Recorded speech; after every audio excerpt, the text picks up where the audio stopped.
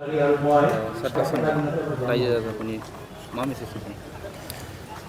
दुलाराय बर' फरायसा आफादनि बानजायनायावहाय दिनै 30 जुलाइ 27थि जोहोलाव सोमब्ला बसुमतारी मुंख्लं सानावहाय उदखारि बेरेखा सानबो फालिनाय जायो। बे बुब्लियावहाय आं गिबियावनो जोहोलाव सोमब्ला बसुमतारी जिउमाया जाहाथे सोरगोआव आलो गोजोनै थानो हायो बेनि थाखाय इसोरनि खाथियाव आरज गाबबाय। आरो बै बुब्लियाव जि थासारियाव बिथाङा गावनि सुप्रिम सेक्रिफाइसखौ खालामबाय बेयो जोंनि बर' समाजाव मोनसे टार्निं पइन्टमोन। आरो बर' समाजावहाय जि गावजों गाव बिदा फंबायनि जि मोनसे बुथारलायनाय जि थासारि बेखौ जेरैखि जायाबाबो फोजोबनांगौ बे बाथ्राखौ सिन्था खालामनानै दुलाराय बर' फरायसा आफादा उदखारि सानखौ बिथांनि थैनाय सानखौ फालिबोबाय थानाय जादों। ओंथिया बेनो जे बर' समाजाव मोनसे गावनि राजखान्थि मोन्थायखौ लानानै संग्राम खालामगोन बेवहाय खुनु कमप्रमाइज गैया। नाथाय एट द टाइम बे संग्राम खालामनायनि लामायाव जाहाथे बिदा फंबायजों बुलायलायनानै जोंनि गेजेरावहाय धंस जालाया बेखौबो जों नोजोर होनानै जोंनि समाजाव उदखारिनि जि थासारि बेखौ जों फोजोबनांगोन बे बाथ्राखौबो दुलाराय बर' फरायसा आफादा सिन्थाखौ खालामबोदों।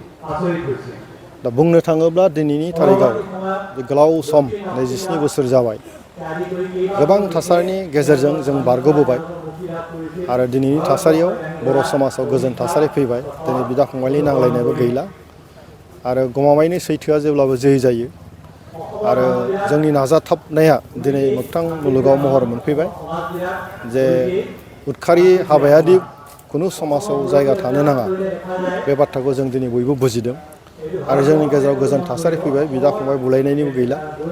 राजखान्थि मोन्थायखौ लानानै जि संग्राम बेबो जोङो सुक्ति खालामनायनि गेजेरजों दिनै जों फोजोबफैबाय। राजखान्थि मोनसे बेबस्थानि गेजेरजों समाज दानायनि हाबाफारिया सोलिगासिनो दङ। दिनै प्रमद बर' बिथांनि दैदेननायाव बिटिसि सरकारा सोलिगासिनो दङ।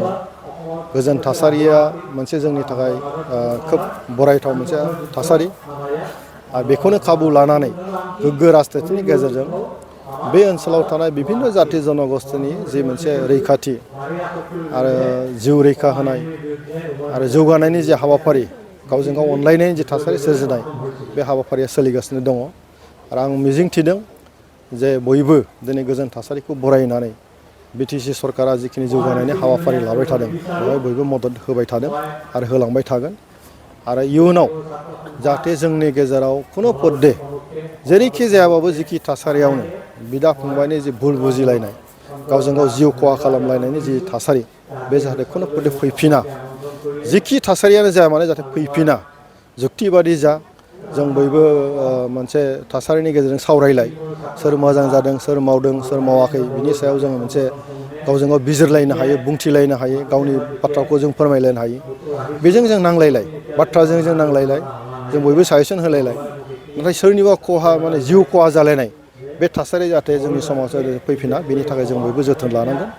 आरो आं मिजिंथिदों नैबे उदखारि सान हाबाफारि जि लाबाय थादों बे समाजाव इयुन जोलैयाव जे समाजावदि उदखारि हाबाफारिया थानो नाङा जायगा गैया।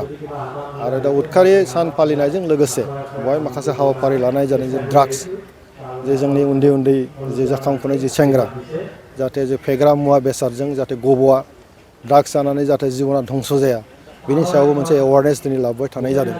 बे गासै हाबाफारिया समाजाव मोनसे मोजां मोनसे मेसेज थांगोन बाथ्रा फोसावजाबाय थागोन। आरो आं सानो जे दिनैनि थासारियाव जोङो ड्राग्सजों गब'नायनि जुक्ति गैया। गावजों गाव जुक्ति गैयालासेनो नांलायनायनि बाथ्रा गैया। जे गोग्गो समाज दानायाव बयबो जुक्तिबादि रावजों जाहाथे बाहागो लायो आं बेखौ खावलायगोन। आरो फैबाय थानाय समाव जों गोग्गो समाज दानायाव बयबो जाहाथे बाहागो लायो बेखौ आं खावलायगोन। सोलोंथाइ बोसोर 2023-24 नि थाखाय फरायसाफोरनो गोदानै मुं थिसननाय लानानै फैदों क'क्राझारनि डक्टर सभा ब्रह्म मिउजिक आरो फाइन आर्ट्स कलेजआ।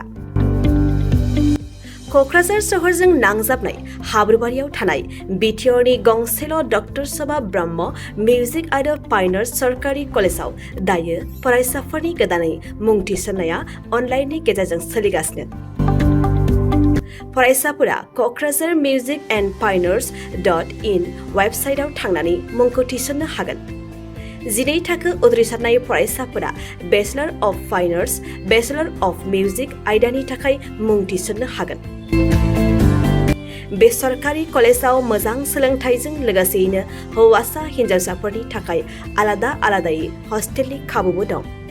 गोसो गोनां फरायसाफोरा क'क्राझारनि डक्टर सभा ब्रह्म मिउजिक आरो पायनर सरकारि कलेजाव गोदानै मुं थिसन्नोब्ला नैबे मबाइल नम्बर 9085292451 आरो 93654912557 आव थोंजों सुलाद लानो हागोन।